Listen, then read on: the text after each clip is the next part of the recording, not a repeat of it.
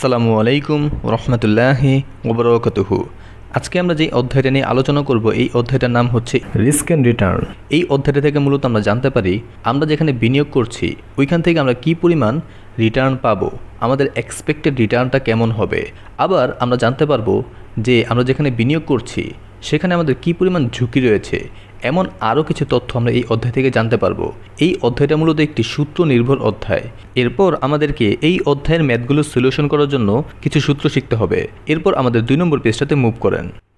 আমরা আমাদের 2 নম্বর পেজটাতে 3টি সূত্র দেখতে পাচ্ছি। প্রথমে যে সূত্র সেটি হচ্ছে ER মানে এক্সপেক্টেড রিটার্ন, তারপর আছে SD মানে স্ট্যান্ডার্ড ডিভিয়েশন, ব্রেকেটে আমরা গোল করে একটা মাথা দেখতে পাচ্ছি সেটি হচ্ছে সিগমা স্ট্যান্ডার্ড ডিভিয়েশনের চিহ্ন। এরপরে নিচে হচ্ছে CV মানে কোএফিসিয়েন্ট অফ ভেরিয়েশন। এই কথাটা মনে রাখবেন, C.V এটার মানে হচ্ছে কোএফিসিয়েন্ট অফ ভেরিয়েশন। এই যে 3টা সূত্র আমরা দেখতে পাচ্ছি, এই 3টা সূত্র কখন হবে?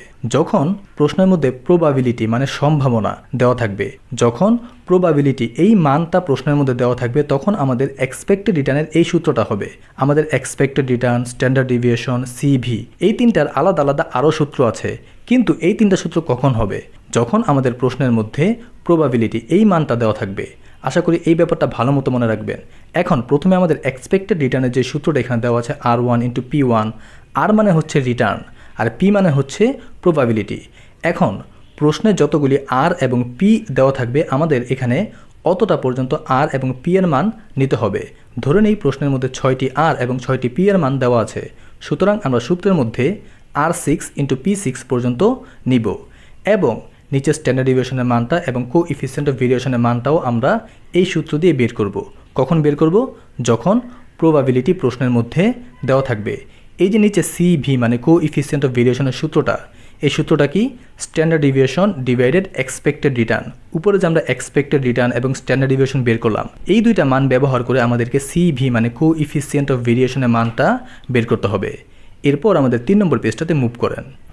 আমরা আমাদের 3 নম্বর পেজে একটি প্রশ্ন দেখতে পাচ্ছি আর প্রশ্নে 5টি অপশন দেওয়া আছে: weak, below average, average, above average, strong. এই যে 5টি অপশন, এই 5টি অপশনের রিটার্ন এবং প্রবাবিলিটি প্রশ্নের মধ্যে দেওয়াই আছে এবং আমাদেরকে ক্যালকুলেট করতে বলা হয়েছে প্রথমেই দ্য স্টকস এক্সপেক্টেড রিটার্ন। প্রথমেই আমাদেরকে কি বের করতে বলেছে? Expected return. প্রশ্নের মধ্যে কি দেওয়া আছে? প্রবাবিলিটি। যদি প্রশ্নের মধ্যে প্রবাবিলিটি দেওয়া থাকে তাহলে এক্সপেক্টেড রিটার্নের সূত্র কোনটা তা নিশ্চয়ই আপনাদের মনে আছে।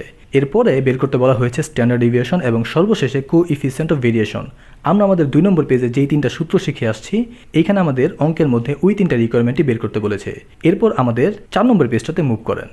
আমরা আমাদের 4 নম্বর পেজটাতে আমাদের যে প্রথম রিকোয়ারমেন্ট এক্সপেক্টেড রিটার্ন, এই রিকোয়ারমেন্টটা দেখিয়েছি। যেহেতু প্রশ্নের মধ্যে 5টি রিটার্ন এবং 5টি প্রবাবিলিটি দেওয়া আছে, এই জন্য আমরা R5 এবং P5 পর্যন্ত মান নিয়েছি। আমরা এখানে R এবং P এর মানগুলো বসিয়েছি এবং ক্যালকুলেট করে পেয়ে গিয়েছি এক্সপেক্টেড রিটার্নের মান 11.40%। এরপর আমাদের 5 নম্বর পেজটাতে মুভ করেন। আমরা আমাদের 5 নম্বর পেজে আমাদের 2 নম্বর যে রিকোয়ারমেন্ট ছিল স্ট্যান্ডার্ড ডিভিয়েশন, এই রিকোয়ারমেন্টটা বের করেছি। এখন প্রথমেই আমরা স্ট্যান্ডার্ড ডিভিয়েশনের সূত্রটা উপরে রেখে নিয়েছি যাতে সূত্র দেখে আমরা বক্সে ঘর করতে পারি। একটা কথা মনে রাখবেন, এই যে সূত্রটা, এই সূত্রের মানগুলো একটা বক্স করে করলে সবচেয়ে সহজ হয়, তাই আমরা এখানে বক্স করেই অঙ্কটা দেখিয়েছি। আমাদের সূত্রে কি ছিল? হোল রুট, আর ভিতরে কি ছিল? Summation R - ER whole square. ER মানে কি? Expected return. এক্সপেক্টেড রিটার্ন কিন্তু একটু আগেই আমরা বের করেছি এবং R মানে হচ্ছে রিটার্ন, যেটা প্রশ্নের মধ্যেই দেওয়া ছিল, আর P মানে হচ্ছে প্রবাবিলিটি। এই যে স্ট্যান্ডার্ড ডিভিয়েশনের সূত্র, এই সূত্রটা কখন হবে? যখন প্রশ্নের মধ্যে প্রবাবিলিটি দেওয়া থাকবে। এখন এই যে সূত্র, এই সূত্রটা দেখে আমরা বক্সের মধ্যে ঘরগুলো করব। প্রথমেই দেখেন সূত্রের মধ্যে কি আছে? R এর মান। এই জন্য আমরা R এর জন্য একটি ঘর করেছি। এরপরে সূত্রের মধ্যে আছে ER মানে এক্সপেক্টেড রিটার্ন, আমরা এক্সপেক্টেড রিটার্নের জন্য একটি ঘর করেছি। এরপর আমাদের R থেকে ERটা বাদ দিতে হবে, তাই না? এই জন্য দেখেন আমরা R - ER এটার জন্য একটা ঘর করেছি। কিন্তু আমাদের সূত্রের মধ্যে মূল রিকোয়ারমেন্টটা কি? R - ER whole square. এই জন্য আমরা R - ER হোল স্কোয়ারের জন্য একটি ঘর করেছি। এখন এখানেই তো শেষ না, ইন্টু P মানে আমাদের P এর মানটাও বক্সের মধ্যে আনতে হবে। এই জন্য আমরা P এর মানটাও বক্সে এনেছি এবং সর্বশেষ আমাদের সূত্রের মূল যে অংশটা R - ER whole square into P, আমরা R - ER হোল স্কোয়ারের মানটা কিন্তু আগেই বের করেছি। এর সাথে P এর মানটা কি করব? গুণ করে দেব। এইখানে ছকের মধ্যে অনেকেরই সমস্যা হয় কিভাবে ঘরগুলো কাটবো। সবসময় খেয়াল রাখবেন, সূত্রে যেসব মানগুলো দেওয়া আছে ওই মানগুলি আমরা বসাবো। সূত্রে যেহেতু R ছিল, R এর জন্য ঘর করেছি। সূত্রে যেহেতু ই আর ছিল আমরা এক্সপেক্টেড রিটার্নের জন্য ঘর করেছি।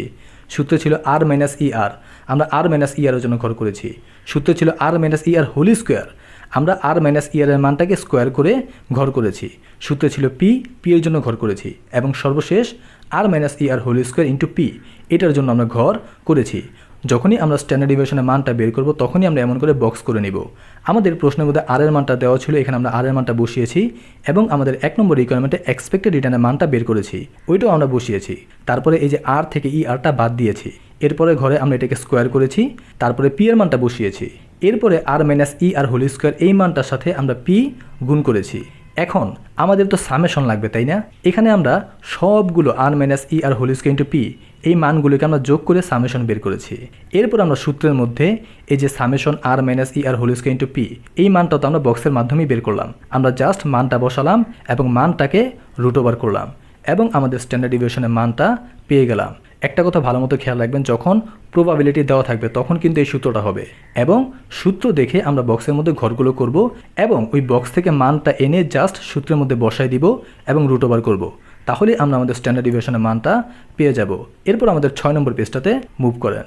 আমরা আমাদের 6 নম্বর পেজটাতে আমাদের সর্বশেষ 3 নম্বর যে রিকোয়ারমেন্ট সেটা হচ্ছে CV মানে কোএফিসিয়েন্ট অফ ভেরিয়েশন, এই রিকোয়ারমেন্টটা করেছি। CV এটা সূত্রটা কি? Standard deviation divided expected return into 100। আমরা স্ট্যান্ডার্ড ডিভিয়েশনও বের করেছি, আমরা এক্সপেক্টেড রিটার্নও বের করেছি। এখানে মান বসিয়েছি এবং ক্যালকুলেট করে আমাদের CV মানে কোএফিসিয়েন্ট অফ ভেরিয়েশন এর মানটা বের করেছি। I hope you guys understand. এই যে 3টা সূত্র, এই 3টা সূত্র ভালো মতো মনে রাখেন। এই অধ্যায়ের সবচেয়ে গুরুত্বপূর্ণ এই 3টা সূত্র এবং এই 3টা সূত্রের চেহারা এখানে আমরা যা শিখলাম এমন চেহারা কখন হবে? যখন প্রশ্নের মধ্যে পি মানে প্রবাবিলিটির মানটা দেওয়া থাকবে। I hope you guys understand. আমরা আমাদের আগামী ক্লাসে একটা ভেরি ইম্পর্ট্যান্ট ম্যাথ এই অধ্যায়ের শিখব। Till then take care. আসসালামু আলাইকুম ওয়া রাহমাতুল্লাহি ওয়া বারাকাতুহু।